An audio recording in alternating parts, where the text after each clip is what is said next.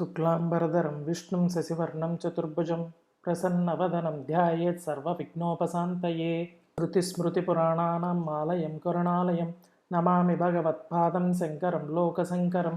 వాగర్ధవ్యపసంప్రక్తో వాగర్ధప్రతిపత్తయే జగతపితరౌ వందే పార్వతీ పరమేశ్వరౌ. శ్రీ శివమహాపురాణం రుద్ర సంహిత. సృష్టి ప్రకారం మళ్ళీ మొదలైంది. బ్రహ్మ సృష్టి శబ్ద స్పర్శ రూప రస గంధాలనే సూక్ష్మ పంచకాన్ని మేళవించి ఆకాశం వాయువు అగ్ని నీళ్లు నేల అనే స్థూలాలని ఏర్పరిచాడు. స్థావర జంగమాదులకు పుట్టించాడు. నిమిషాలు మొదలు యుగాల వరకు కాల విభజన అనుసారంగా చేతనైనట్టు సృష్టించాడు. అయినా తృప్తి కలగలేదు. అప్పుడు బ్రహ్మ తన కళ్ళ నుంచి మరీచిని, హృదయం నుంచి భృగు ఋషిని, శిరస్సు నుంచి ఆంగీరసుణ్ణి, వ్యానవాయు ద్వారా పూలహుడిని, ఉదానం ద్వారా పులస్త్యుణ్ణి, సమానం నుంచి శిష్ణుణ్ణి, నీడలోంచి కర్దముణ్ణి, సంకల్పంలో నుంచి ధర్మదేవుణ్ణి కన్నాడు. వీరిలో ధర్ముడు మానవ రూపం ధరించి సాధకులను ఆశ్రయించాడు. శైవజ్ఞానలాసులారా, ఆ అనంతరం బ్రహ్మ శివప్రేరితుడై తన దేహం సగం స్త్రీగాను సగం పురుషుడుగాను మార్చుకున్నాడు. ఆ మిథునం నుంచి ఓం ప్రదంగా స్వయంభువన మనువు పుట్టాడు. అతనితో పాటే శతరూప అనే యోగిని పుట్టింది. వారిద్దరినీ కలిపాడు బ్రహ్మ. శతరూప స్వయంభువల మైథునం వల్ల ప్రియవ్రత ఉత్తానపాదాది పుత్రుల్ని ఆకూతి, దేహహూతి, ప్రసూతి అనే ముగ్గురు ఆడపిల్లల్ని కనడం జరిగింది. ఆకూతి రుచితోటి, దేవహూతి కర్దముడితోటి, ప్రసూతి దక్షుడితోటి సంధానించబడ్డారు. అకూతికి రుచి వలన యజ్ఞుడు, దక్షిణ ఆవిర్భవించారు. వాళ్ళిద్దరూ జంట కట్టారు.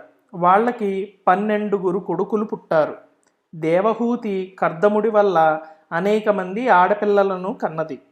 ప్రసూతి దక్షుడితో సుఖించి 24 ఆడపిల్లల్ని కంది. ఆ 24లోనూ శ్రద్ధ, లక్ష్మి, ధృతి, తుష్టి, పుష్టి, మేధ, క్రియ, బుద్ధి, లజ్జ, వసువు, శాంతిసిద్ధి, కీర్తి అనే 13 ఆడపడుచులను ధర్ముడికి కట్టబెట్టారు. తక్కిన 11లో ఖ్యాతిని భృగువుకి, నీతిని ధర్ముడికి, సంభూతిని మరీచికి, స్మృతిని ఆంగీరసుడికి, ప్రీతిని పులస్త్యుడికి, క్షమను పులహుడికి, సన్నుతిని క్రతువుకి, అనురూపని అత్రికి, ఊర్జను వశిష్ఠుడికి, స్వాహాను అగ్నికి, స్వదను పితరులకి ధారబోసాడు దక్షుడు. ఈ జంటలతో ప్రపంచానికి క్రొత్త కళ వచ్చింది. ఇక్కడో చిన్న విషయం ఉంది. దక్షుడికి 60 మంది ఆడపిల్లలని కూడా చెప్పబడుతుంది. అయితే అది కల్పభేదం అని గుర్తించాలి. ఒక్కొక్క కల్పంలో ఒక్కొక్క విధంగా జరుగుతుంది. అయితే కథ మొత్తం మాత్రం మారదు. అలా 60 మంది అమ్మాయిలుగా చెప్పిన కల్పంలో 10 మందిని ధర్ముడికి, 27 చంద్రుడికి, 13 కశ్యపుడికి, 4 గరుగ్మంతుడికి, భృగు, ఆంగిరస, కృశాశ్వులు 3 తలో 2 చొప్పున ఇచ్చుకున్నాడు దక్షుడు. మరీ ప్రధానంగా కశ్యపుడు తన 13 భార్యలందున పొందిన సంతానమే ఈ ప్రపంచాన్ని నింపేసింది. స్థావర జంగమాలు 2 నింపేశాడు ఆ మహానుభావుడు. దేవతలు, ఋషులు, రాక్షసులు, చెట్లు, పిట్టలు, పర్వతాలు, పాములు ఒకటేమిటి, సృష్టిలో ఉన్న రకాలు ఎన్ని ఉన్నాయో అన్నీ ఆయన దాంపత్య ఫలమే. అందుకే సృష్టిని కాశ్యపేయం అని, భూమిని కాశ్యపి అని పిలుస్తారు. దక్షతనయగా ప్రభవించిన సతిని శివుడు స్వీకరించాడు. నిజానికి సర్వేశ్వరుడి వామాంగం నుంచి విష్ణువు, దక్షిణాంగం నుంచి ధాత, హృదయం నుంచి రుద్రుడు వచ్చారు. ఆ 3 అభేదులని గుర్తించాలి. వీరి అర్ధాంగుల రూపంలో ఆదిశక్తే తన అంశాలను లక్ష్మి, సరస్వతి, దాక్షాయణిగా సృజించింది. వీరిలో లక్ష్మి తమస్వరూపిణి, సరస్వతి రజోరూపిణి, సతీదేవి సత్వస్వరూపిణి. కాళిక, చండిక, చాముండ, జయ, విజయ, జయంతి, భద్రకాళి, దుర్గ, భగవతి, కామేశ్వరి, కామద, అంబ, మృడాని, అంబిక, సర్వమంగళ ఇవన్నీ ఆ సతీదేవి యొక్క అద్భుత నామధేయాలే. ఆవిడ యొక్క లీలా విలాసాల వల్ల ఆయా నామాలు ఆపాదించబడ్డాయి.